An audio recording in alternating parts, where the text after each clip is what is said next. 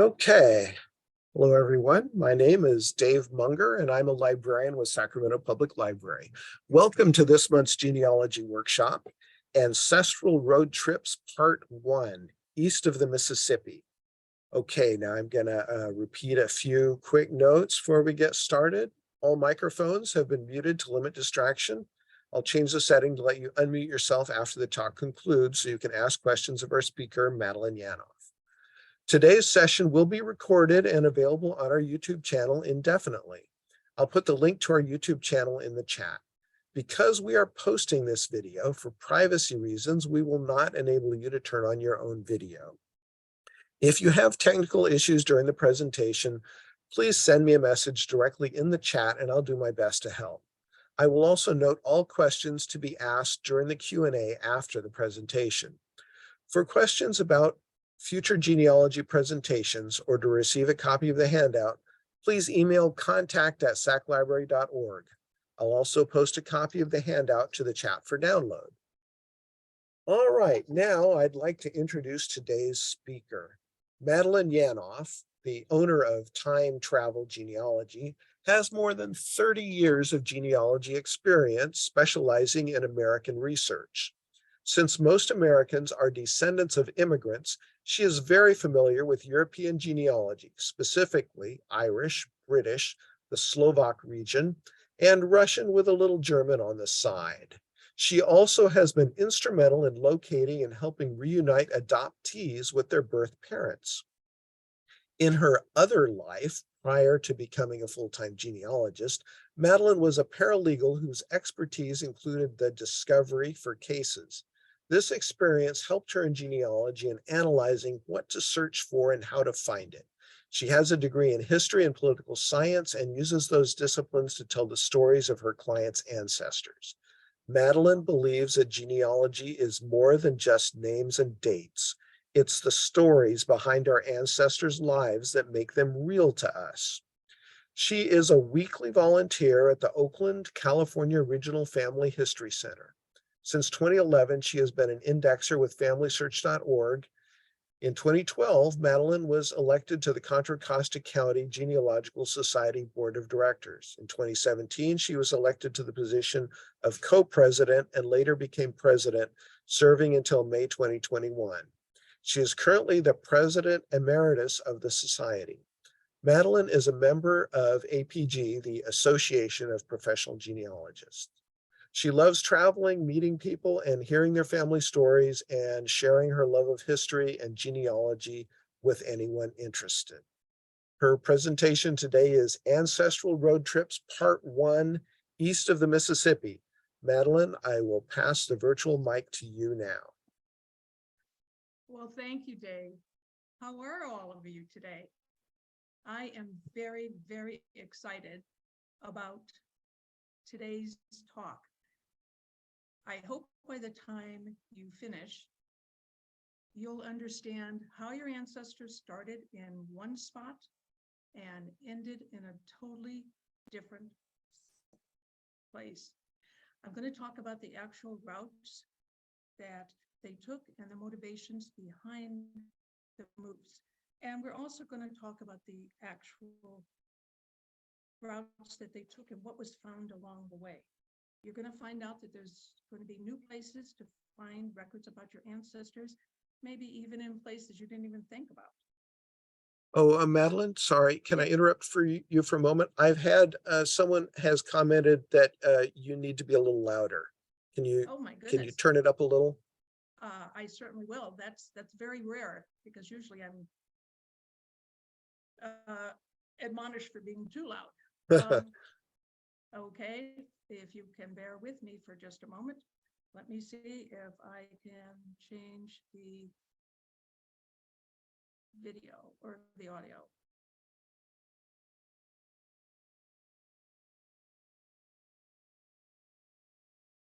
Okay.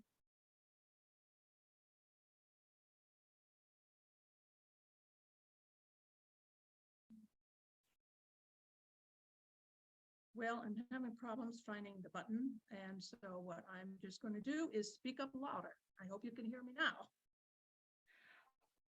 I'm going to discuss the part that roads took place in settling the original 13 colonies and beyond. And we're also going to talk about waterways and the part that canals and early railroads also played in settling the land east of the Mississippi. For those of you that are not familiar with any of my talks and maybe have never seen me before, I usually give a lot of information. In fact, it's a crash course in the subject. And this topic was no different.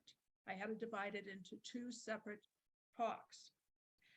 Just know that there's so much more information on. I'm not going into detail about each route. I'm just going to give the basics. For those of you who had ancestors that went on the Mormon Trail or the California or Oregon Trail, you might not think that this particular presentation is for you. I just want you to think about the fact that they left for those places from either Illinois or Missouri, but somehow they had to get to Illinois and Missouri. So hopefully you'll learn something from this presentation that can help you. Now, this talk is a little bit different than my other presentations because I don't have everything that's in the presentation in the handouts, even though we have a very extensive handout. If I were to reprint the maps and everything else, you would end up having a booklet for a handout. So you might have to take notes with some of these slides. Now, Madeline, sorry to interrupt again. I've had another comment from someone who says she's also having trouble hearing, and she says her audio is turned all the way up. Okay, well, and I think it's a little low for me, but I've got mine okay, I think. Well, then I will try to adjust my audio. I think I will have to stop sharing for the moment because find my audio button. So if you all will bear with me. Okay.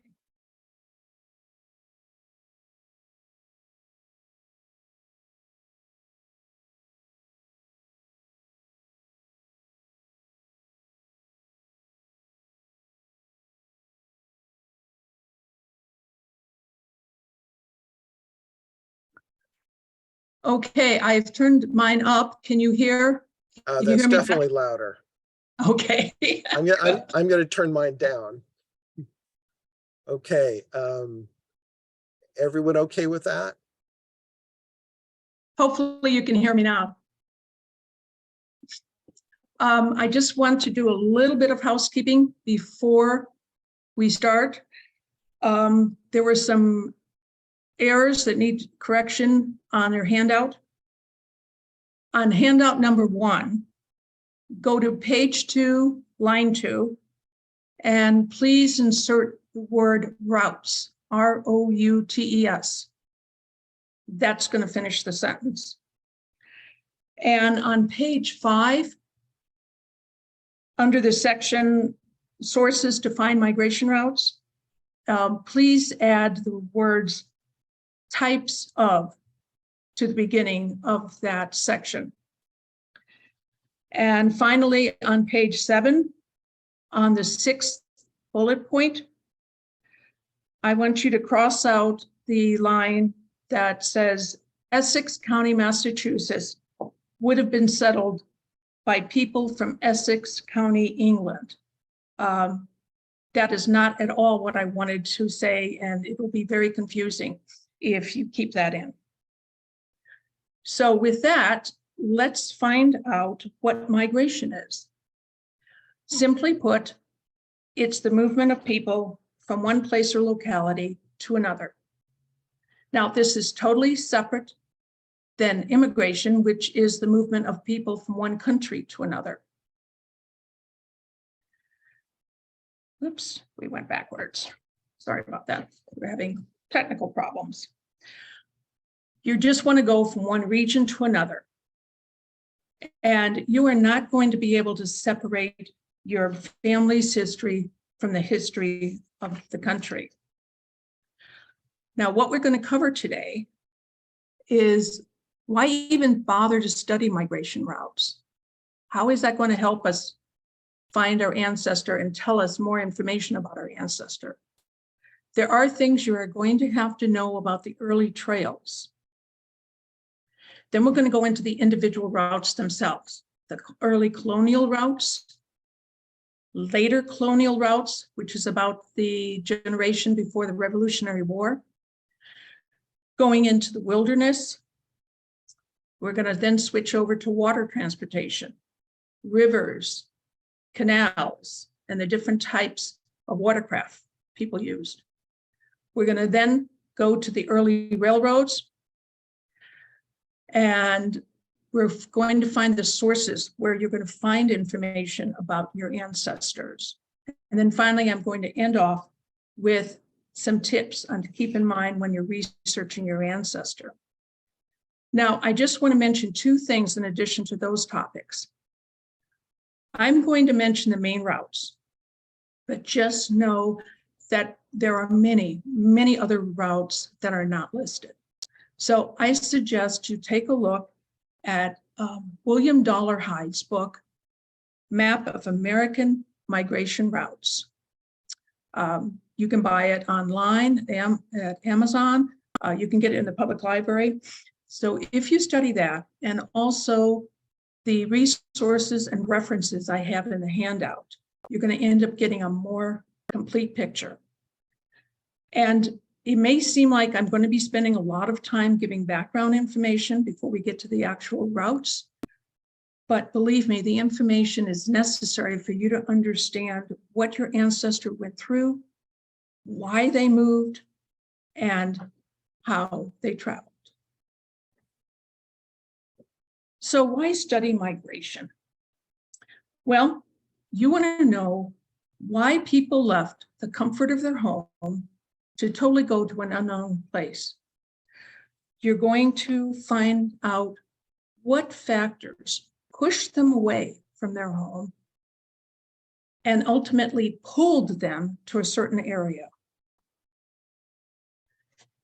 You're also going to find out how geography and technology helped or hindered your ancestor when he was traveling and moving.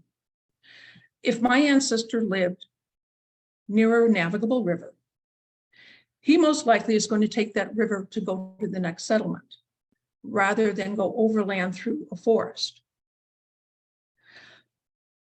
You're not going to be able to cross the mountain that's near you until somebody is able to find the pass that's going to enable you to cross the mountain.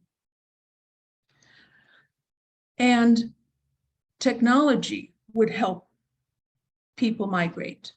When you got technology, when you got an invention that made it faster to travel or easier to travel, you're going to find out that's when travel is going to explode. So geography and technology is going to help or hinder your ancestor when they're traveling. People did not go nonstop. It's not like getting on a plane in Sacramento and getting off at New York City. They didn't go from point A to point B without stops. And many times these stops might be years or even generations, because they went from one place to another place to another place to another place. You're going to find out that there are chances for having records in those various different places that they stopped along the way. And that's something you have to keep in mind when you're trying to research the routes they took. And lastly, studying migration is going to answer certain questions, like what was my ancestor doing here? How did he get here? And why did he move? When we talk about factors in migration, we talk about factors that drove people away from their home. I've got the main ones listed, but just know that there are others. One of the main factors in people migrating is the fact that there's no land. Now, there either is physically no land, or maybe there's no fertile land. If people are practicing very poor farming policies, then all the nutrients are going to be out of the soil and you're not going to be able to get a good crop. So you're going to want to leave the bad land, the bad unfertile land, or the fact that there's no land at all for you. If you're the fifth son in a family, the oldest will probably get the farm when the father dies, but there's not going to be anything for you. So you're going to want to go out and find your own land. Overcrowding led people to migrating. When it got overcrowded in cities, people fled to small towns. When it got overcrowded in small towns, they're going to move to the frontier. And that's actually sort of happening today in California. People are moving out of California because they don't want to deal with traffic jams or long lines, or maybe too many people in a crowd. Your ancestor wasn't any different. People would leave an area because maybe they were persecuted for their religious belief or ethnic persecution. We think of the Mormons when we think of religious persecution. That is why they left. You might leave because there's no job opportunity where you are. If you're unskilled and you haven't been trained for a certain occupation, you might not be able to find a job. If you're uneducated, you might not be able to find many jobs. If you're the third cobbler in a town of 50 people, you're not going to be able to have much business. So you're going to want to leave to have better job opportunities. Sometimes people would leave because the head of the family died. As I said, the oldest son got the farm, but that fourth or fifth son may not have anything. So they're going to want to strike out on their own. A lot of times people left their homes because of government policies, too much regulation or taxes or too many laws. And again, that's not much different than people leaving California now. Sometimes people left because of wars, whether there were conflicts with native tribes, or maybe the Revolutionary War, or the War of 1812. People left because they wanted to avoid the conflict. People also migrated because of natural disasters and a change in climate. There were wildfires when your ancestor was living. There were droughts. There were floods.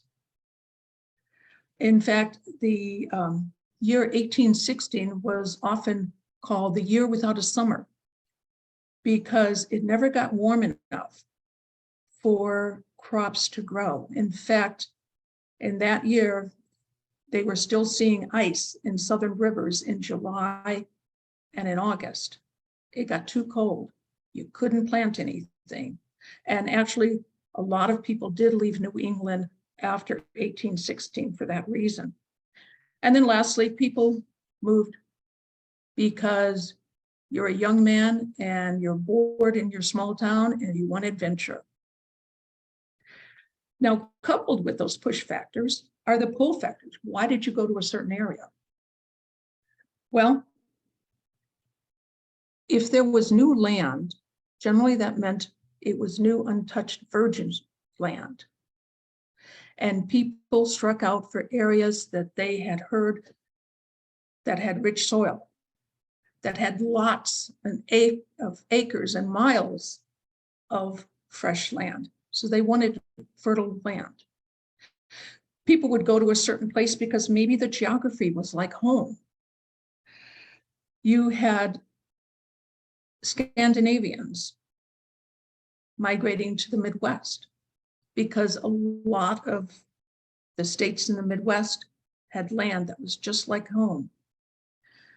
It's no wonder why you had a lot of Scots move down to North Carolina, because the terrain was very much like Scotland. So people would move to areas that they felt comfortable in, that felt like home. People moved to certain areas because they believed that they would be able to have freedom to worship. And we're going to find that out with Mormons. People also would move to a certain area because of chain migration. Our ancestors did not travel alone. They wanted to be near their own kind. So they usually followed a family member or a friend that had already gone on before, sort of to pave the way. Sometimes our ancestors traveled in groups. Sometimes they traveled in large groups like church groups, and sometimes they traveled with friends and extended family. They wanted to be with their own kind. And that actually is one of the reasons why you find a lot of ethnic communities along these routes. You'll have Germans, Scots-Irish, and Scandinavians establishing certain communities, and people that were traveling westward are going to go to those communities because they're among their own kind. You're going to have better job opportunities in certain places. The poor did better if they got some fertile land. If you were rich, you got richer. And if you were that third cobbler, well, maybe you're not the third cobbler anymore. Maybe you're the only cobbler in a town of 50. You're going to have a better chance for succeeding. A lot of times people went to areas that had less government interference. The further away from the centers of power that you were, the less government interfered. You were basically forgotten. And actually, that's another reason why people had been leaving California, because they wanted to go to areas where the government was not in their business and they could be left alone by the government. Publicity to certain areas would draw people. A lot of these new lands, once they opened up, there were ads and publicity in Eastern newspapers telling about how great this was. There were explorers writing down their accounts in journals and in books. And then there were letters and diaries and connection to people back east about, please come out to Kentucky. You have no idea how much land it is, and you can do anything you want. You can be anything you want. The publicity drove people and pulled people to certain areas. And then once again, we've got our young man who wants adventure. Now, some of the things to know about the early trails were, the earliest trails were animal trails. Animals congregated near rivers. They generally avoided rocky ground and dense underbush. Trails tried to go to the path of least resistance. Native trails would follow the animal trails. And these were generally very narrow paths, usually allowing for travel on foot, in single file, or on a horse. Wagons are not going to come on these early trails for a while because they just didn't fit. Early settlements were generally coastal. Think of the Plymouth Bay colony, or they were near inland rivers like Jamestown, the James River. Rivers are going to be the highway of your colonial ancestors. All travel and commerce was done on rivers. And usually people went north to south and east to west. Now, the timeline of these roads is not going to happen in a vacuum. The timeline of our country's migration and the growth of settlements overlapped with one another. There was usually more than one way to get to a destination. And that's not unlike today's highway system. When I got married and moved from Illinois to California in the 1970s, we took a U-Haul from my parents' home in suburban Chicago, and then went on I-294. We took that to I-88, and then we took that to Interstate 80, and then took that all the way to Concord and 680. Just like me, your ancestors took one road to lead to another. And you're going to be amazed when you find out how all of these roads interconnected back then. Now, I used to work as a history teacher, teaching high school when I got out of college. And back then, American history was taught in concepts. So you had the founding, founding and arrival of Europeans in the Americas, the founding of the various different colonies, and then the Pilgrims and the Puritans. And then you had the events leading up to the Revolutionary War, the war itself, and then the expansion of this country based upon the Louisiana Purchase. Now, this is how we were taught to teach it. And that's what I remembered. And that is wrong. That is not true at all. Roads and trails were being built in the 1600s, way before we became a country. Now, when I was putting this talk together, I remembered that I had one of my textbooks.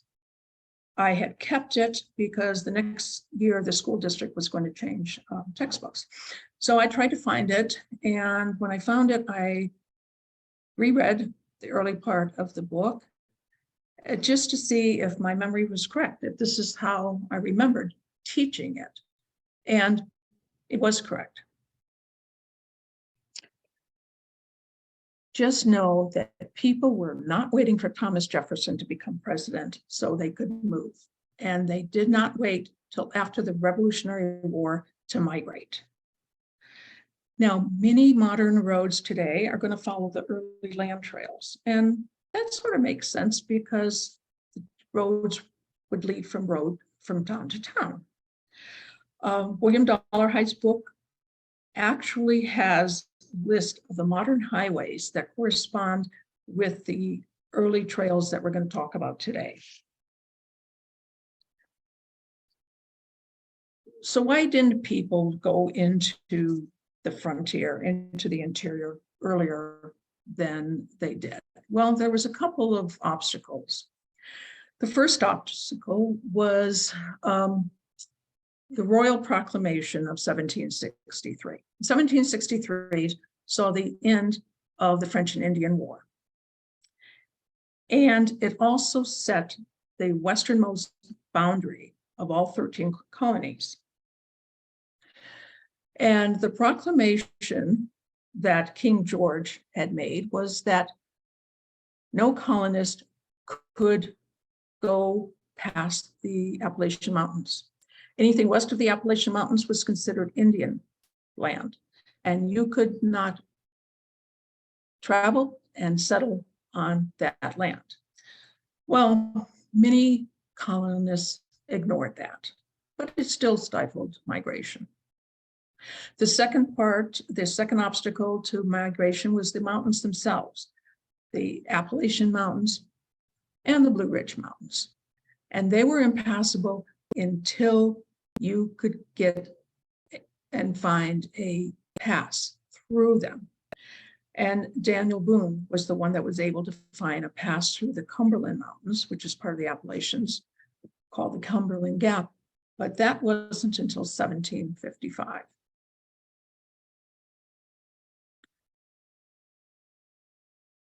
There was also a lack of usable roads, which connecting trails. North Carolina had a law, for example, that said you could build a road from your town, your settlement, to the nearest waterway.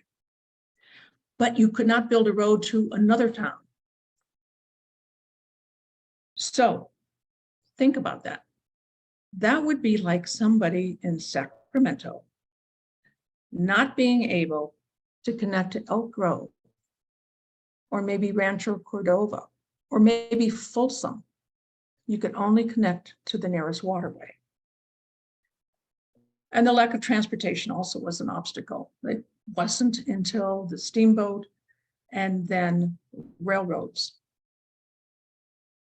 came about that you were able to have mass migration. Traveling overland was mainly through three modes. The picture on the left shows two of the three. It shows Daniel Boone along the Wilderness Trail. And as you can see, the trail is very narrow. It really can only fit people walking next to a horse. So you could only go by horseback or by foot. The third method of transportation, the one that your ancestors may have used, was the Conestoga wagon. The Conestoga wagon was a wagon that was noticeable because it had rear wheels larger than the front wheels. And it was covered with a white fabric hood. It was a convex box, a little less than 9 feet long and about 3.5 feet wide. And it was pulled by teams of horses or oxen. Now, unlike the movies, most people had oxen pull their wagons. Horses were too valuable. These wagons could hold up to 7 tons. And the teams of oxen were stronger than a horse. You didn't want to ruin a valuable horse trying to pull this for a couple 100 miles. So you had oxen, and you might have had some horses.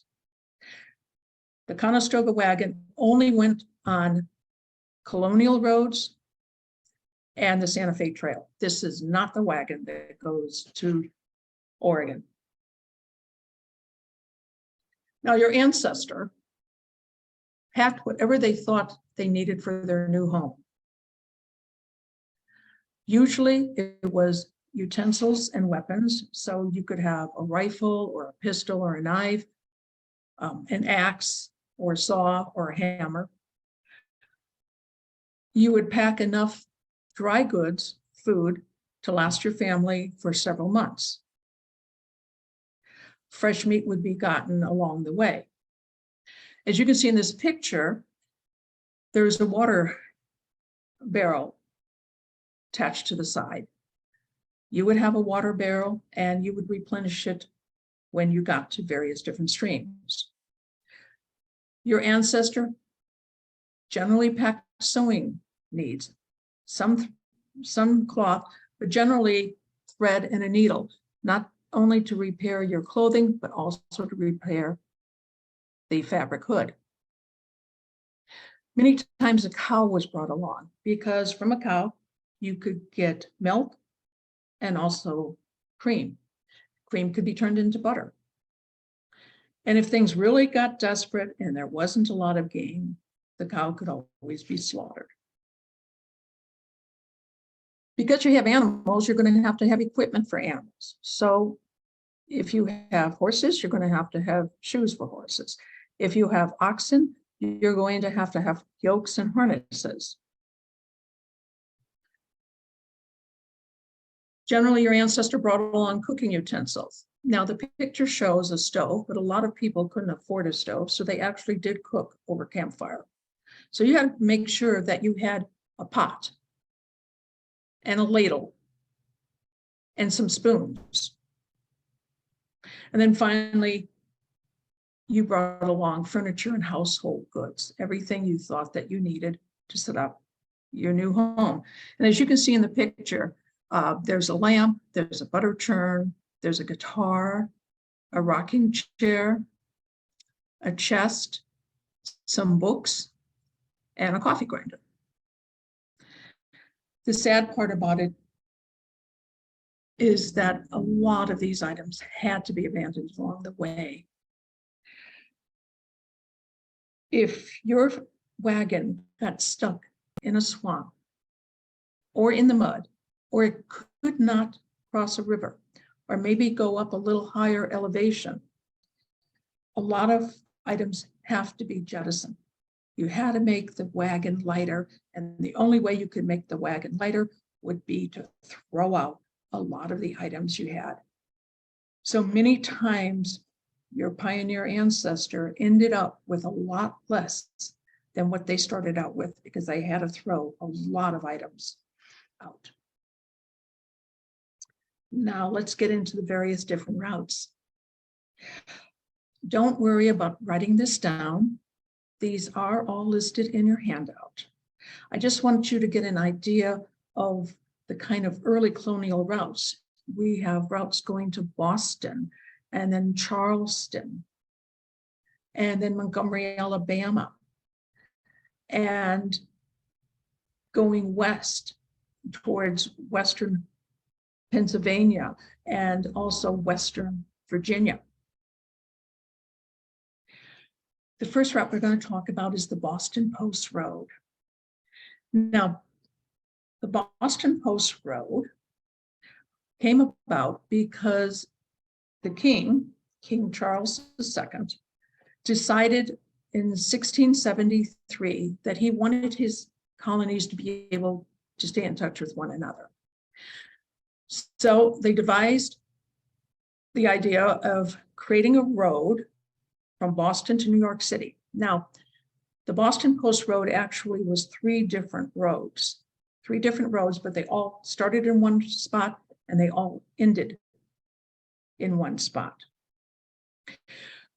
The round trip to go from Boston to New York took over 4 weeks. It was over 250 miles, and it took a month to be able to go between those two cities.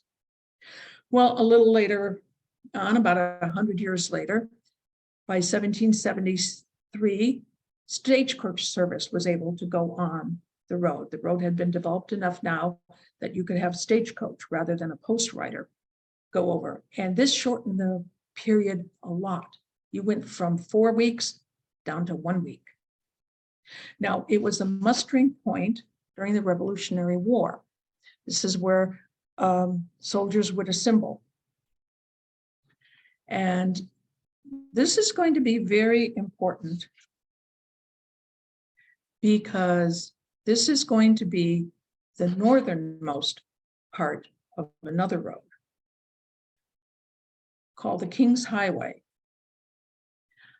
Now, as I said, King Charles II decided he wanted all of his colonies to talk to one another and also be able to travel between one another. The King's Highway is a coast that went from Boston, Massachusetts, which is the upper point of the Boston Post Road, all the way down to Charleston. It was 1,300 miles long, and the trip on this took 2 months. Now, as you can see, it's mainly a coastal route. And it hit all the major cities along the coast. Now, you have to remember, during that time, most of the population was along the coast. So this hit most of the cities. So we have Boston, and then we have New York, and then we have Trenton, and then it went to Philadelphia. And then we had extensions down to Baltimore, and then Alexandria and Annapolis, and then Fredericksburg. And then going down and further down in Virginia, you have Norfolk and Suffolk. Going to New Bern in North Carolina and Wilmington, down to Georgetown and Charleston. And it did include the Boston Post Road. That was the uppermost part of this. By 1750, the road had been developed enough to enable stagecoach and wagons to go to all 13 colonies. So if your ancestors traveled down or moved to any of these major cities, this is the road they took. Now, during the Revolutionary War, Americans were so disgusted with anything that had to do with the King of England, they renamed the entire highway the Boston Post Road because they didn't want it to be known as the King's Highway. Just realize that the actual Boston Post Road is just the northern tip of this. At the southeastern edge of the Piedmont area is the fall line.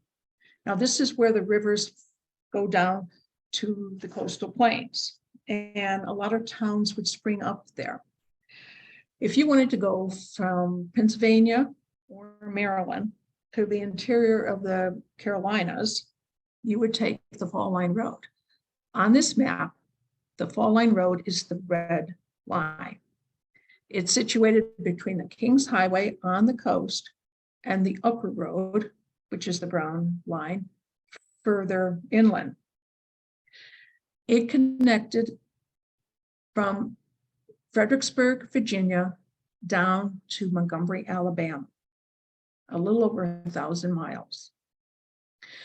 Now, before 1750, a lot of travelers would take this road to go inland. It was a lot easier than the upper road. And this was extremely important to the Carolinas, because remember I told you of that law that said you could only build a road to the nearest waterway? This got around it. This road was able to go further inland into the Carolinas, and now you're able to take that and connect to many more settlements. So it was very important to the Carolinas. The Great Valley Road, sometimes known as the Great Wagon Road, basically connected Philadelphia down to either Augusta, Georgia, or Knoxville, Tennessee. Originally, it's a buffalo path. And yes, there were buffaloes out east. It was about 800 miles long. And a 1722 treaty between the British government and the native tribes there gave the British the right to use the valley that it went through. It starts out with Philadelphia and the Lancaster Pike. This was a road from Philadelphia to Lancaster, Pennsylvania, Gettysburg, and all the way down to Winchester. Now, from Winchester south, it's the same road until you get to Roanoke. In 1750, it splits in Roanoke, and it goes into two different forks. The Great Wagon Road, which is the dotted red line, goes down to Augusta, Georgia. And the Great Valley Road, the solid continuing line, goes to Knoxville, Tennessee. This is the main route that your ancestor would have taken if they had gone from Pennsylvania down to the Shenandoah Valley and then points south. And it was used by a lot of Germans and Scots-Irish to go south to Virginia and ultimately to the Carolinas and Georgia.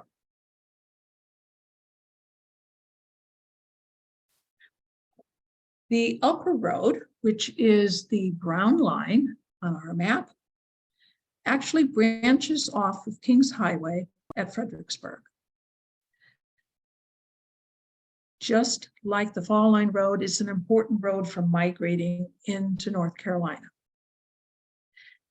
It is primarily used as a mustering or gathering point for American soldiers in the South during the Revolutionary War, especially the connections with Battle of Kings Mountain and Cowpens. Many times this road is also called the Piedmont Road. So if you hear either one, they are interchangeable.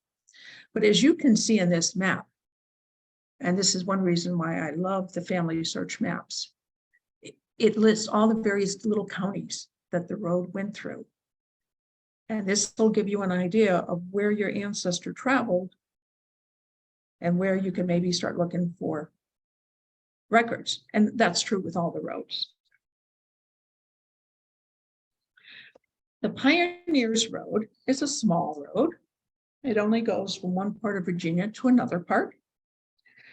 It opened in 1746, and wagon trains could leave from Alexandria, which is by the Potomac, and go all the way to Winchester, Virginia.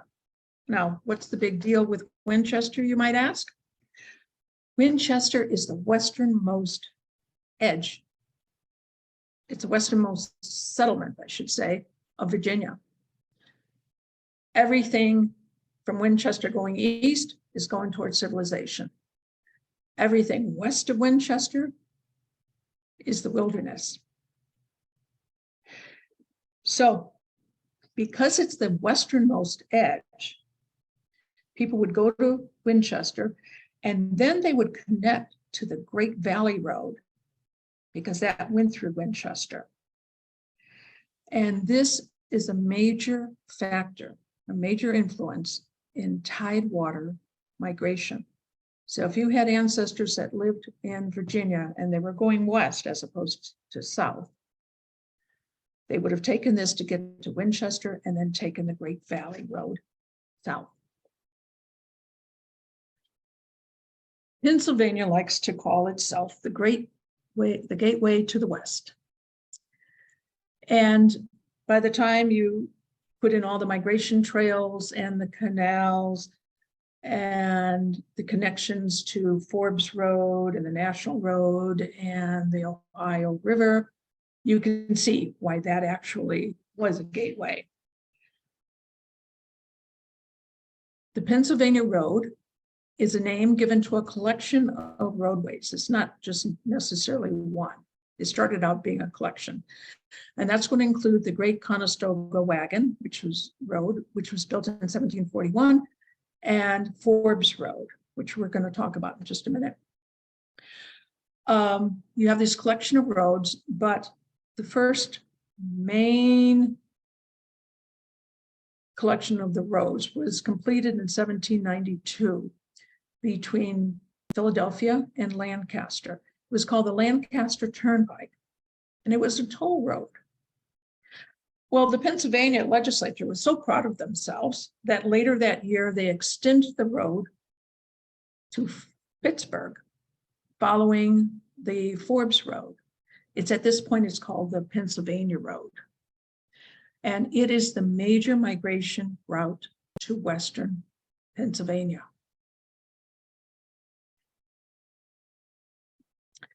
Again, you don't have to write these down. These are in your handout, but I just want you to know that these other roads that came around the time of the Revolutionary War went to Western Pennsylvania and into Kentucky.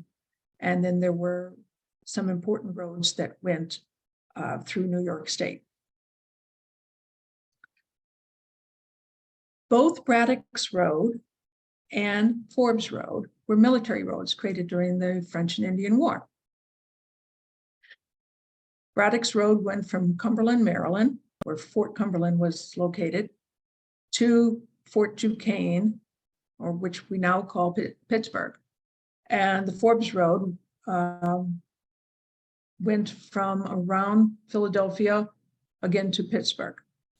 In 1775, during the French and Indian War, General Braddock was given an assignment to go rout the French at Fort Duquesne. Now, what was important about Fort Duquesne was that this overlooked the Ohio River. And the Ohio River was the key to the Mississippi Valley. So Braddock and his aide-de-camp, an officer by the name of George Washington, and 600 men set out from Fort Cumberland to go to Fort Duquesne. Braddock's Road is the dotted line. And what they did was they built the first road through the Appalachian Mountains. They built it to accommodate wagons, supply wagons. They built the road 12 feet wide. Unfortunately, disaster struck. When they got there, Braddock is killed, and the British are not able to rout the French. 3 years later, General Forbes was also given that same assignment, and he decides to build another road as an alternative to Forbes. as Braddock. And he set out from Pennsylvania. Now you can see from the map, the Forbes Road, which is the solid line, is a lot longer than Braddock's. You would think Braddock would be easier. On his staff was a young officer by the name of George Washington. And he pleads with Forbes, don't build this. We already have one that Braddock built. You know, we don't need this. Washington is ignored. And Forbes builds a road, which is going to take the place of Braddock's Road. Now, when the British get to Fort Duquesne, they find out that the French had abandoned the fort, so it's a hollow victory. But as time goes on, Braddock's Road becomes more and more impassable. More people are opting to take Forbes's Road to get to Pittsburgh. And this advances western migration from Maryland and from Pennsylvania. Now, people had wanted to explore Kentuck, as it was called, for many years before the Revolutionary War. And Daniel Boone actually reaches Kentucky in 1769.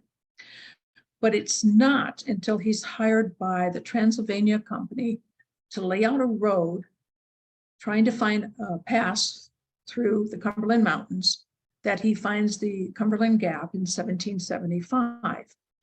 And it's also that year that he establishes Boonesboro, which is a little bit south of Lexington, Kentucky.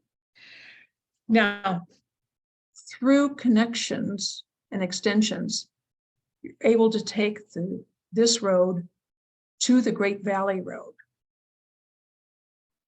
Now, I hope you're starting to see that you're starting to get all of these roads leading one to another, just like our modern highway system. It's actually named the Wilderness Road in 1796 when wagons are actually able to travel on it and then go on to the Great Valley Road.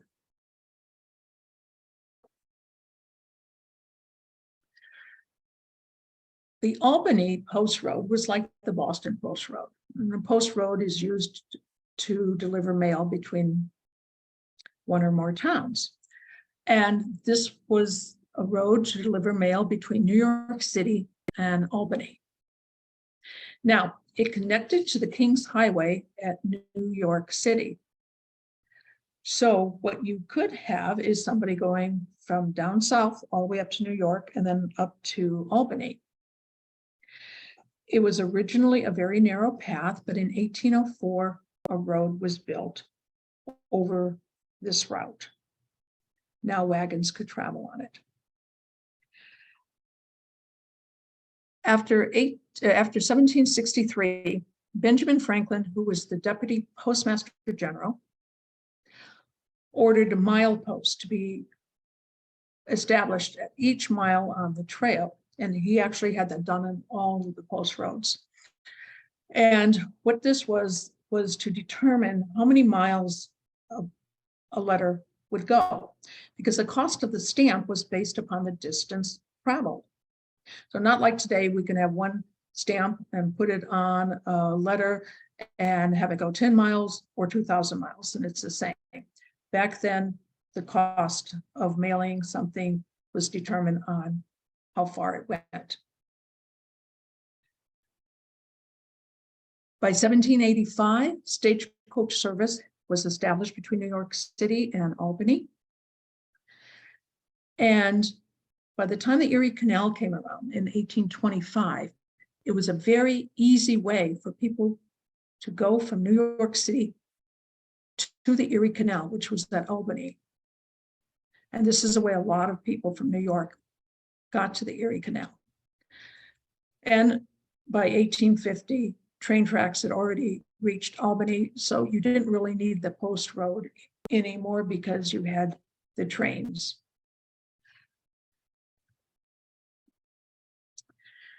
The Mohawk or Iroquois Trail was the most northerly route through the northern Appalachians.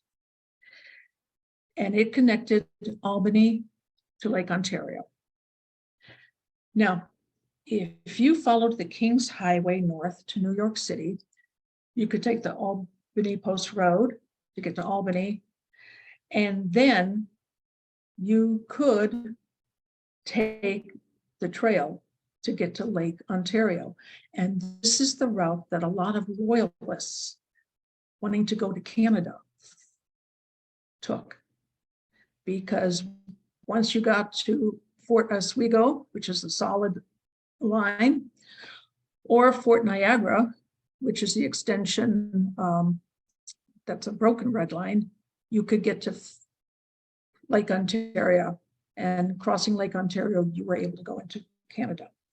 Now, if you look on the map, there's a blue squiggly solid line. That's the Erie Canal. And you're going to see that the Erie Canal, for the most part, followed this trail.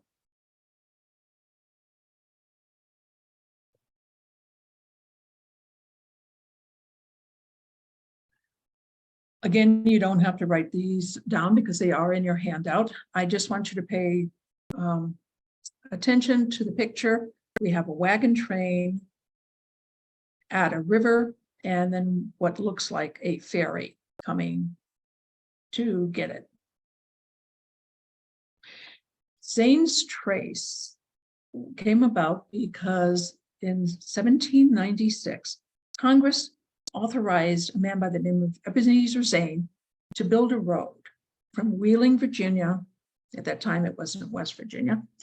From Wheeling, Virginia to Maysville, Kentucky. Now, he had to do it before the year ran out. So he had to get it done before January 1st, 1797. And the only caveat was he was required to build 3 ferries across 3 rivers whenever the path opened. Now, originally it was a very narrow path, but in 1804, a road was built over the route so wagons could now travel on it. And that's the picture you just saw. Unfortunately, it was a very bad road because when they felled the trees to build the road, they left tree stumps in the road. Now, they removed anything that was above a foot tall. And the thinking was, we can leave these tree stumps, if they're about a foot, in the road because the wagons are going to be able to clear them. Unfortunately, that always did not work. Just imagine you're coming home from the grocery store, or maybe you're coming home from work, and you turn onto the street that you live on. And on this street are all of these tree stumps in the middle of the street. And you have to navigate around these tree stumps to be able to pull into your driveway. That's a little bit like what people had to do going on Zane's Trace. The importance of this is it's the main land route into early Ohio. By using extensions from this route, a boat could float down from Maysville, which was also called Limestone, down to Cincinnati. And people took advantage of that because they wanted to get further into Ohio. The Nashville Road was a military road built in 1788. And what it did was connect Knoxville on the eastern part of Tennessee to central Tennessee, which Nashville was in. So it was the main east-west overland route in Tennessee. It was about 180 miles long. By 1796, there was an extension that was linking Nashville to Lexington. And extensions from Lexington are going to connect with Zane's Trace. So this is another way your ancestor got around, especially if they were in Nashville or Knoxville.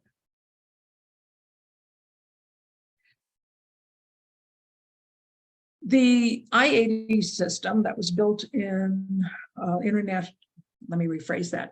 The I-80 system that was built during the Eisenhower administration is a federally funded road. But we actually had other federally funded roads early on. The National Road, which was originally called the Cumberland Road because it started in Cumberland, Maryland, was one of two federally funded roads. And actually, it was created due to the fact that Ohio was admitted into the Union. The act that admitted Ohio later set aside money to create a national road. So it began in 1811, and the last appropriation was in 1838. But by the 1830s, Congress was getting tired of not only appropriating money, but also having to take the responsibility for upkeep and maintenance. So they turned it over to the various different states. And by 1840, Congress votes to end the road because they started getting fascinated by the possibility of railroads taking over. And they thought it was a much better decision to back railroads rather than the individual roads. The national road was supposed to go through all the state capitals at that time out to St. Louis. But it was ended before the road to St. Louis was built. So it ends in Vandalia. But if you have an ancestor that went from Cumberland, Maryland, and you might find them maybe in Zanesville or Columbus or Wheeling or in Indianapolis or Terre Haute or Vandalia. This road connected all of those towns together, and this is how your ancestor got from one place to another. Now, as I said, it was supposed to go all the way to St. Louis, but since they stopped before it was done, the state of Missouri had to pay for the extension to St. Louis. Everybody else got the federal government paying for it. Missouri had to pay for their own. Oh, I wanted to tell you, the majority of the people that took the national road were mainly from Maryland and Pennsylvania and Virginia and Ohio and West Virginia.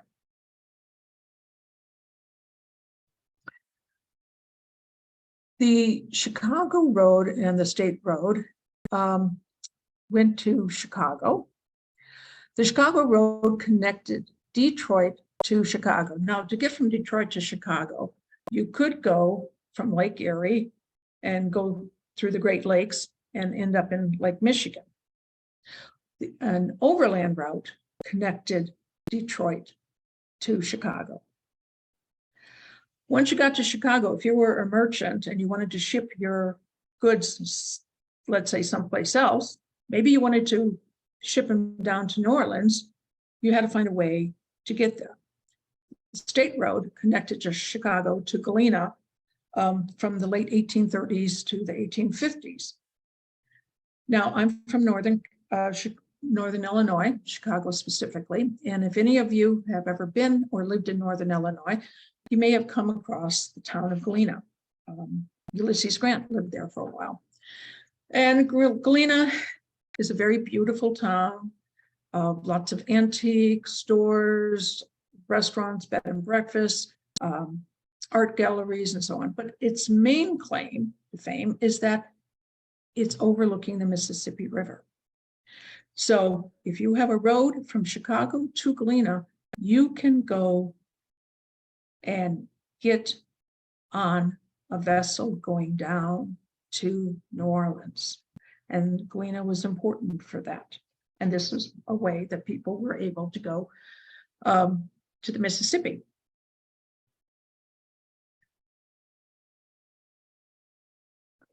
Again, we're not going to take a list of this because this is in your handout. The Old Southwest. Now, I have to apologize. I have a picture of what we consider the Southwest on this slide, but I could not find to save my life, I could not find a picture of the Old Southwest. The Old Southwest was the term given to the land both directly south and to the west of the original 13 colonies. So now we're talking about Nashville and Mississippi. We're going to New Orleans, and these routes are going to be important for migrating into that part of the country.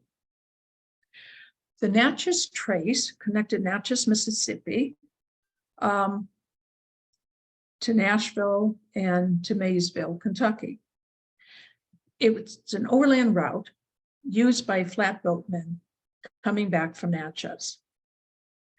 We're going to go into flatboats in just a minute, but people would sail their boats down to Natchez, sell their goods. The boat, which was made of wood, would be dismantled for lumber, and the people that owned the boats or used the boats would then travel on this trail back to their homes. Now, this was only about 440 miles long, but it went through Kentucky, Tennessee, a little bit of Alabama, and Mississippi. And it was the only reliable road from Kentucky. It got a very bad reputation. It was known as the Devil's Backbone. And the reason it got that reputation is you have all these men that have money now that they've sold their goods in Natchez, and they're either walking up this route or on horseback. They're prime candidates for being mugged, being robbed, and being murdered. And this is why it got the bad reputation of Devil's Backbone, because there were a lot of violent incidences along this directed towards the people that were coming on it. Its use was ended by the steamboat, because now you could have a boat go back north, upstream, and downstream. And so you didn't need to go over this route. But for a while, this is where people traveled. And as you can see, it went through a lot of different counties in these various different states. And your ancestor may have gone on that to get to some of these counties and some of these cities. The Federal Road, also known as the Federal Horse Path, was the second of the two federally funded roads. And this came about because Thomas Jefferson in 1806 was very upset that it took 4 weeks for a letter to go from New Orleans to Washington, D.C. So I write down here, he lobbies Congress, but actually he pressured Congress into setting aside funds to create a new road to go to New Orleans. Now, this mainly went through the Creek tribal lands. Again, the government pressured various different tribes to allow passage through, and that is why Jefferson got his road. But it had connectors both to the Fall Line Road, the Upper Road, and the Natchez Trace. And then extensions from the Federal Road are going to lead to migration into Alabama, Mississippi, parts of Louisiana, out to Arkansas, and actually into Texas. And during this period of time, this was the main route for moving to Texas.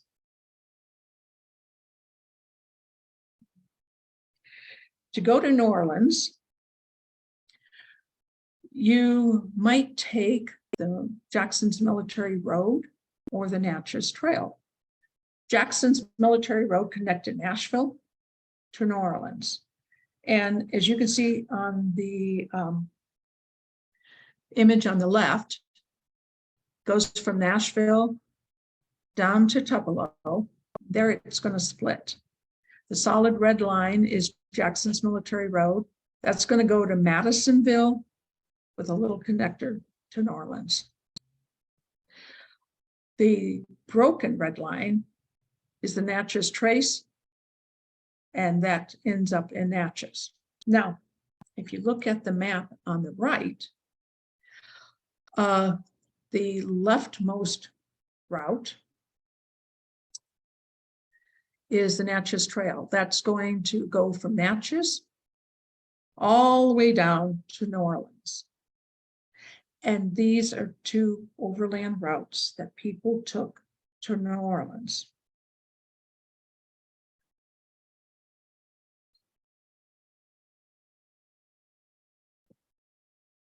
Now, I mentioned earlier that most of early travel is done by river. Rivers were the highways for your ancestor. And that didn't change as they went further inland. Many times people are going to use both rivers and overland trails to migrate. They started out using canoes, and that then progresses to small sloops going down coastal rivers from settlement to settlement. As your ancestor moves further inland, the watercraft is going to change. Now you're going to start seeing rafts being used on a little larger river. When I was a kid, there was a movie that had come out called How the West Was Won. And if any of you have seen that, then you'll maybe recognize the scenes towards the beginning of a family that's going to go downstream to land. And they want to settle in. And so they pile all their belongings on a big raft and the whole family on the raft, and they go down these rapids. Well, people end up drowning, their belongings get tossed off, and they settle basically where they end up. This is how the early settlers went down rivers. Now, flats are going to eventually be replaced by flatboats. And we're going to talk about that in a minute. Flatboats are going to be able to hold more, and they're more stable. And then eventually flatboats are going to be replaced by steamboats. A flatboat is a rectangular flat bottom boat with square ends. Now, it doesn't matter how big it is. It could be any size. The important thing to know was it displaced water. So it floated in the water. It was more stable that way, as opposed to a raft, which floated on top of the water. Flatboats were generally one-way downstream vessels, and as I mentioned, they were dismantled for lumber when it reached its destination. Flatboats were powered by men using poles and the current itself.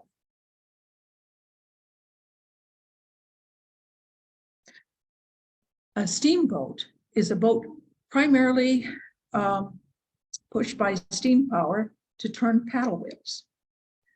First American steamboat was the Clermont, built by Robert Fulton in 1807. And Robert Fulton's Clermont ended up going from New York City to Albany, 150 miles.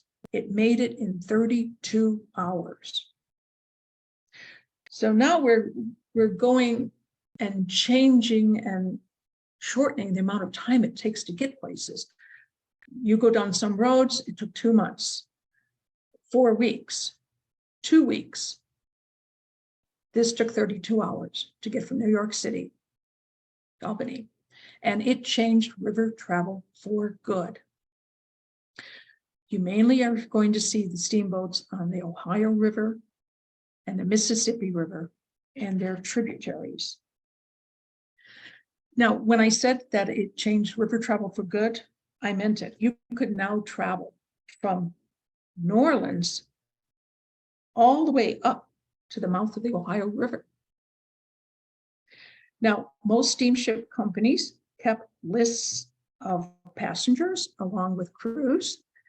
And before you get all excited about maybe finding your ancestor in one of them, I just want to let you know that not all lists survived. If you think your ancestor may have been on a steamboat or traveled on a steamboat, you're going to want to look at archival collections.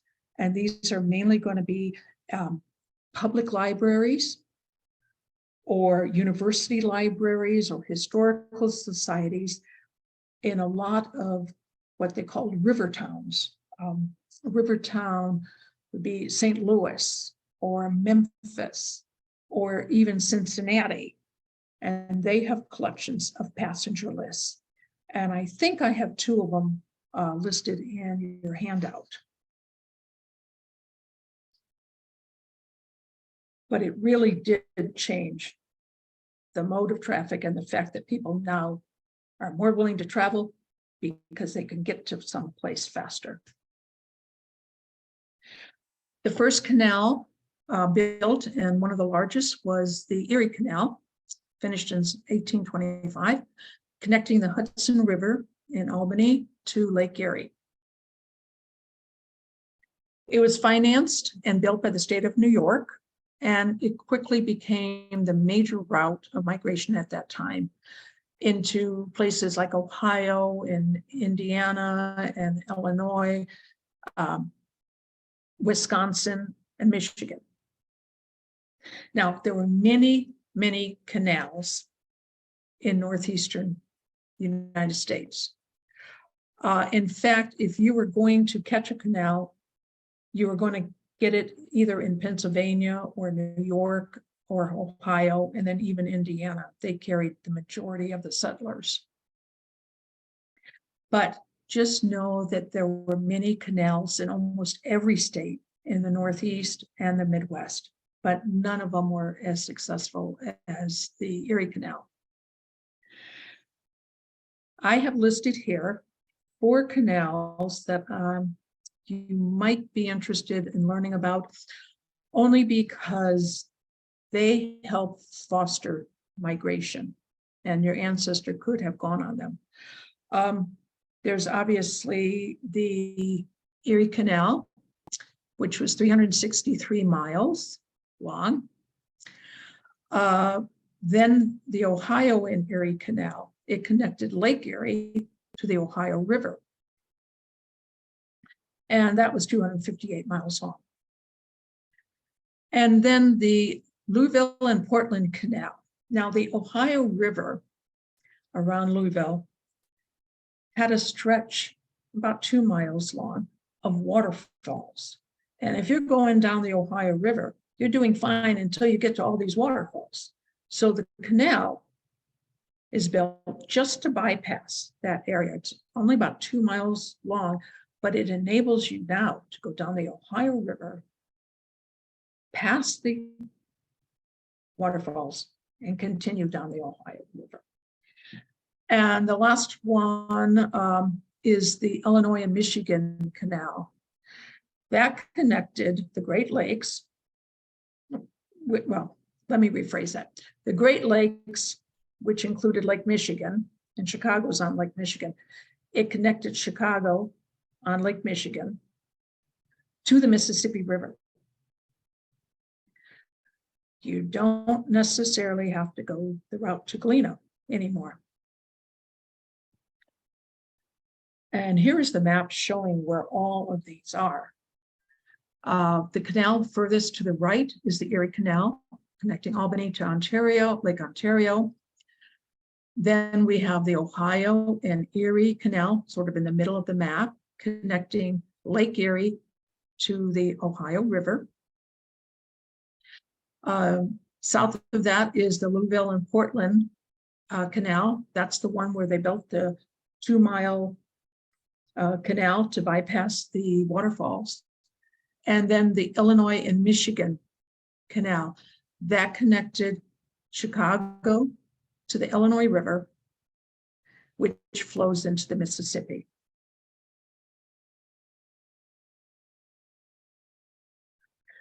I'm not going to discuss the actual rivers themselves because they're in your handout. Just know that they may have been used by your ancestor. The Ohio, Missouri, and Mississippi river system was over 4,000 navigable miles. When you add in all their tributaries, it's now an additional 15,000. The Great Lakes themselves was over 2,000 navigable miles.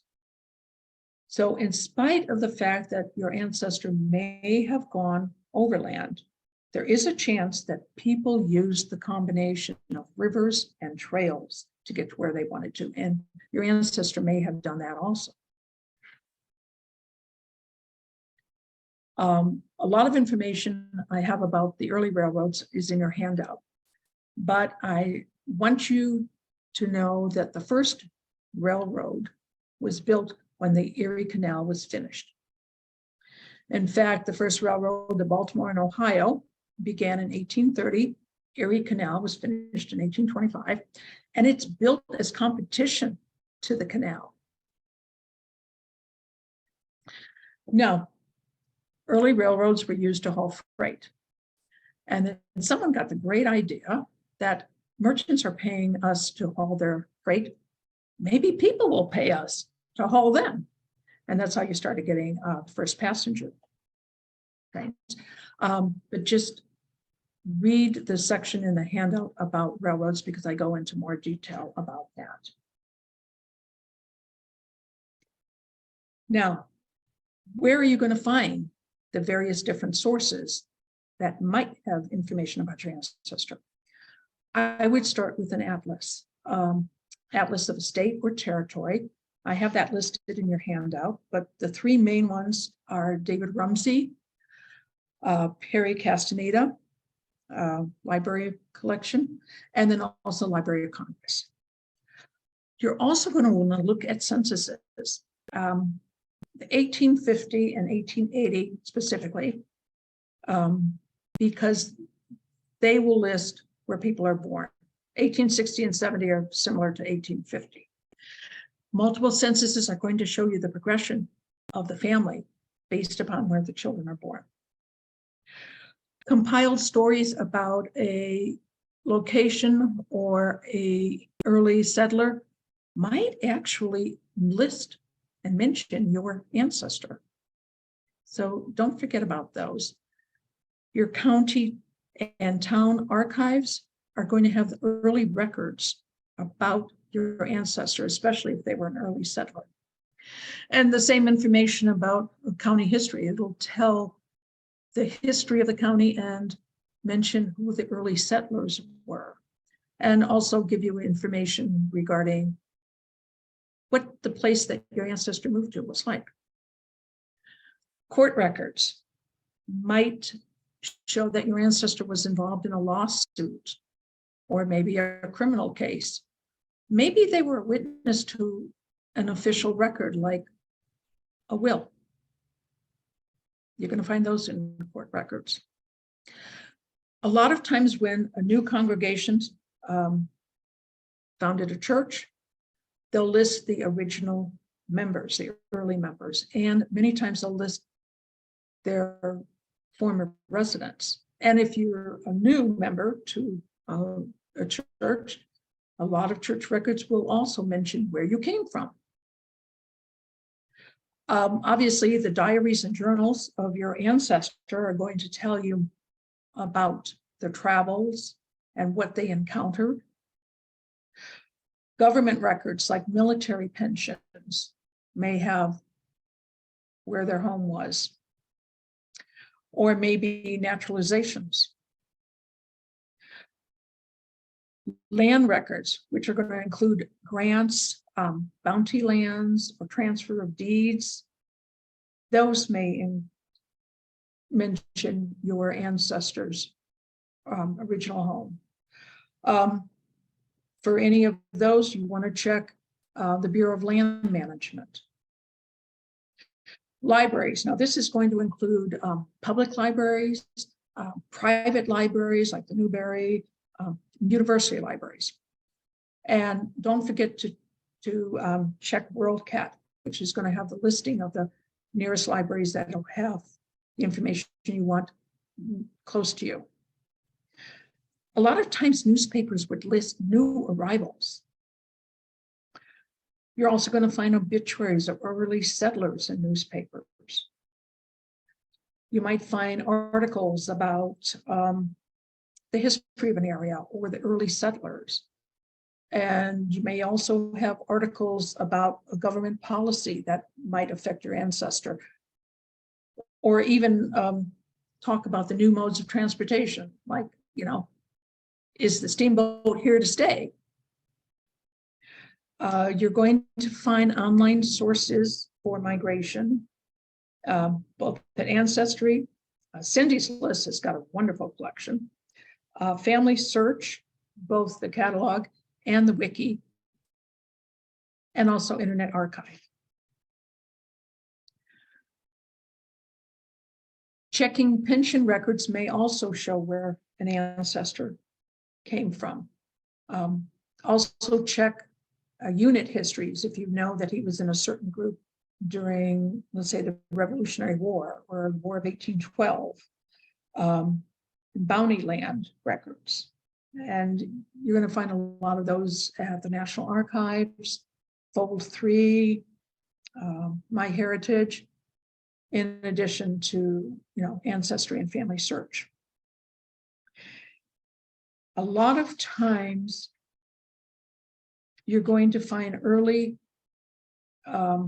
migration and the people that went on these trails in state archives. And state archives are also going to hold territorial records. So if your ancestor lived in a territory before it became a state, it'll be in the state archives. A lot of times tax records are going to show that someone was delinquent in paying their tax because they moved to Ohio. University holdings are going to consist of manuscripts, maps, maybe original diaries, and books written about various different settlements and different routes. And then also vital records. You check your censuses first to find out what states or territories the children are born in, and then you can check marriage and births and deaths of these children. So I can offer, just in closing, some tips for researching your migration. Again, check your censuses, both the population and the mortality, to find out where and when someone died. That's going to be a special schedule from 1850 to 1880. You also might want to check septennial censuses, mainly in Pennsylvania, and special censuses. Now, this is going to be later in the 1880s. Check county histories along the route. Your ancestor passed through many counties along the way to get to where they're going. So don't just think of the end and final destination. Also, connect where your ancestor lived to nearby waterways and canals and trains. They're not mutually exclusive. Pennsylvania was known for combining canals and railroads together. A lot of times, place names are going to suggest the area that a settler originated in. And you're going to find names of places back east in the name of a town or a creek or a settlement or a church. As I mentioned, delinquent tax records might offer a clue to when and where someone left an area. If you locate the youngest child's birthplace and work backward to the parent's birth, this is going to give you a clue to the migration of the family. Learn about the push and pull factors that may have influenced your ancestor. Maybe one exerted a lot more influence on them than others. If you're looking in New England, just keep in mind that New England records are mainly kept in town archives, not like the Midwest, which has them in county archives. It's going to be hard, but determine where the frontier was. It was very fluid and it constantly moved west. Originally, the frontier was the Appalachian Mountains. And then it got into the Ohio area. Then it got to the Mississippi River, and then much further west. So it was constantly moving. And that'll help if you know what time period we're talking about. It'll help you figure out whether your ancestor was in the frontier, in the wilderness or not. I mentioned before that colonial and territorial records are kept in that state's archives. Now, if you have an ancestor that has bounty land, he's got land for him to move to, but you don't find any evidence that he ever served in the military, because bounty land was given in lieu of payment to people that served in the military, the Revolutionary War, all the way up to 1855, consider that he may have bought that land warrant, because a lot of people who were down on their luck would sell their land warrants for money. And if your ancestor shows up in a place and you can't find out any evidence that he ever served in a war, he may have bought it from one of these people. And that might be a pull factor in migration. Land records are going to show either where your ancestor ended or where they settled for a while. So keep that in mind too. Also look for ethnic communities which may have attracted your ancestor. I know I have ancestors that came from a German farming community in Illinois, and that attracted practically everybody in that community for generations was German, because that attracted people to that area because they could be with other German-speaking people. Now, if you have any questions, or if you find a link is broken in the handout, please don't hesitate to contact me, because I'd like to get that fixed. But if you have a question about a trail or a route that I haven't mentioned at all, again, contact me, because I might have that information, but I just didn't want to put it in the talk because it's already a very long talk. So with that, I am very happy to answer any questions you have. Well, great. Thank you very much, Madeline. Our first question is, someone is just asking whether you can repeat those changes to the syllabus that you told us about before. Okay, yeah, that's fine. This is all going to be in handout number 1, which is actually information from the talk. Handout number 2 is the references and resources. On page 2, line 2, just add the word routes to the end of that sentence, because that finishes the sentence. Then it makes it a little bit more clear. On page 5, under the section that's called sources to find migration routes, just add at the beginning types of sources. And on page 7, for the 6th bullet point, I'd like you to cross out the sentence that says Essex County, Massachusetts would have been settled by people from Essex County, England.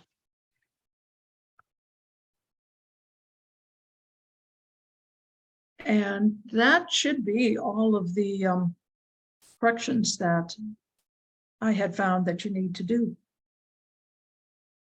Great.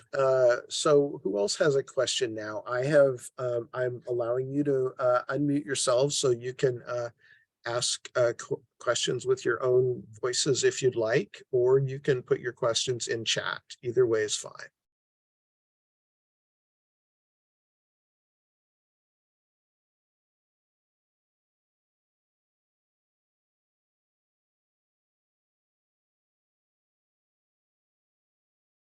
I have someone, Don says, "Thank you, Madeline. You are truly a Rhodes Scholar."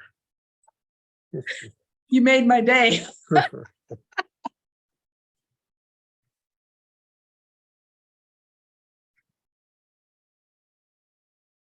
Here's one. My grandfather came from Norway to Chicago around 1985. If he landed in New York, would he most likely have traveled by railroad? In 1985? 1985? Are you sure? 1885. Oh, okay. He just I would corrected herself. say he probably would have taken a car. 1885, yes. By that time, the railroad system had been really, really detailed and basically hit every single state there was. So he would have taken a direct train to Chicago. Chicago was a hub. It was a railroad hub. And so there's an excellent chance that he would have tried to go to Chicago. So yes, I would have said he would caught a train in New York and then just gone west to Chicago. And it didn't take very long to get there, because when the Transcontinental Railroad was completed in 1869, it only took 1 week to get from New York City to California. So it probably would have taken your ancestor just a few days to get to Chicago on the train.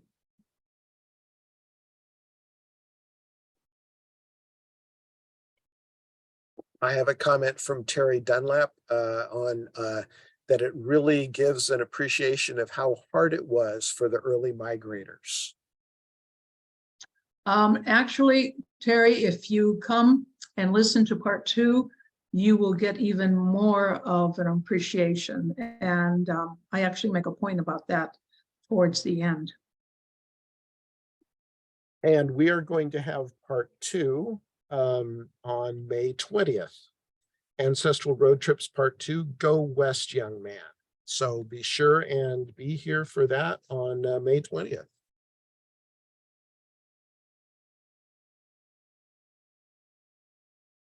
Okay. Other people commenting on how much inspiration it's giving. Georgia commenting on how much inspiration it's giving her in exploring this aspect of her family history. Yeah, it really makes you think about what people went through to travel. Those little narrow roads. And how dangerous was it? So you talked a little bit about it, but it must have been very dangerous in terms of being waylaid by robbers and people along those lines. Yeah, is especially along the Natchez Trace. Actually, well, I go into this in part 2, but the things that we would have thought would have been dangerous for our ancestors, both east of the Mississippi and also west, are not necessarily the things that killed most of them.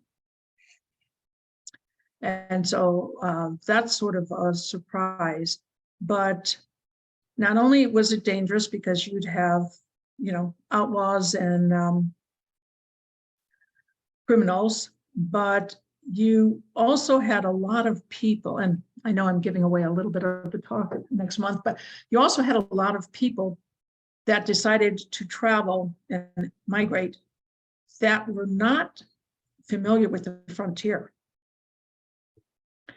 In fact, the second greatest cause of death along any of these routes was gun accidents, because a lot of people, especially if you had come, let's say, from a big city, they were not that familiar with firearms. And so you had a lot of people dying because of accidents. But I'll talk more about that in part 2. Oh, very interesting. Here we have a new question. My ancestors went from North Carolina to Indiana. What route in early 1800? Well, There were lots of routes, and lots of people went to North Carolina and from North Carolina.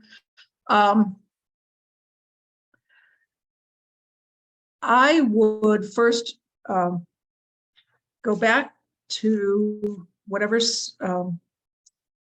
road section that I had talked about that maybe was near where your ancestor was, and see if they were near the Upper Road or the Fall Line Road, and see if that would connect to another road. Your ancestor, to get to Indiana, would have taken multiple roads, not just one road. So I would go back, review your notes, or maybe go and review this presentation again once it's on the YouTube channel of the library, and see exactly where the road that was the nearest where your ancestor was to Indiana. I can't give you an actual one because I just don't know all the variables, but I know I made a point to cover most of the major areas that people migrated to and migrated from. So I know it's in there somewhere.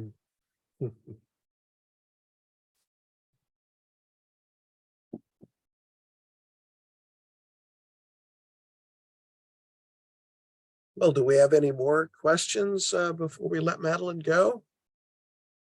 This is your chance.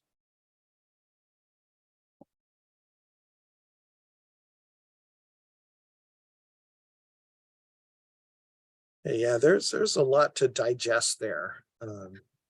I know, and I really appreciate you all staying till the end. I give a lot of information. Like I said in the beginning, it's a crash course, really. But if you took notes, and depend also on the handout, and you let it digest for a little while, you'll start to see certain patterns develop. And I do realize that it's a lot to digest. And I'm always worried that if no one has any questions, and thank you for asking questions, I worry that if no one has any questions, that either I've put you all to sleep, or it's so much that it just goes over your head. And I would hate to have that happen, because I firmly believe that we can always learn from any presentation or webinar that we listen to. Even if we're an expert in a field, there's always something new you can learn. And I know there's always something new that I learn each time I listen to various different presentations. So take a little while, digest it. And if you have any other questions, you're more than welcome to email me them. It's myanov, 4, @gmail.com. And I will do my hardest to try to get an answer for you. And this time we have the opportunity to digest a little bit, and then next month when Madeline returns, you can ask questions as well. So Terry comments not asleep and not too much. It was wonderful. Thank you. And Dawn says, awesome detail. Thank you for these intriguing new research pursuits. And I will send you the contents of the chat when this is all over as well. I'll email that to you. Oh, any last question before we let Madeline go? Yes, I have one. Madeline, would North Carolina have come up through the Shenandoah Valley? That was a very important route I've discovered. Yes. Actually, that route was one of the major routes into North Carolina. You're going, and actually that is what's one of the reasons why I started thinking about maybe creating this talk, was that I used to have a client that lived or his ancestor lived in York, Pennsylvania. And then the next time we find him, he's in the Shenandoah Valley, Virginia. And it's like, well, how did he get there? And you're going to find out, and this is true with North Carolina too, that that particular road, the Great Valley Road,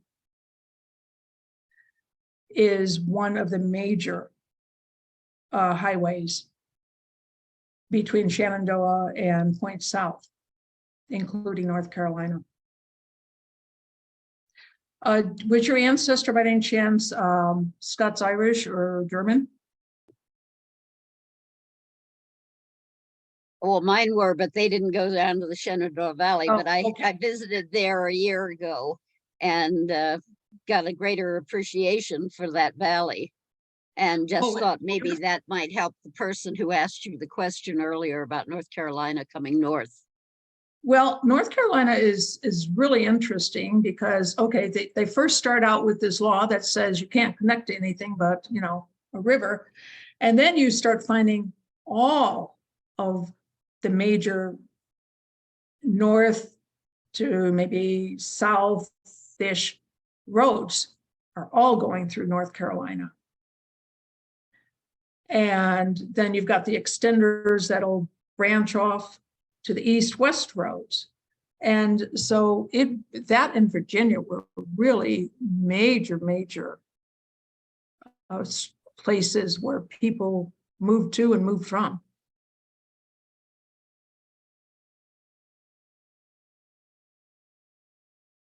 But also, depending on the time period, that'll also show you what road people traveled on. Yeah, I grew up on the Pennsylvania Turnpike, the Conestoga Road, actually. Yeah.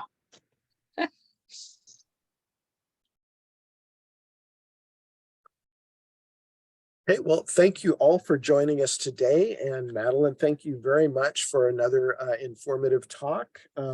We will see everybody next month on May 20th for the second half of our Ancestral Road Trips presentation. I am going to post the handout one more time here, just for anyone who may have missed it. Okay, that's the two handouts that were mentioned combined together. It includes both of them.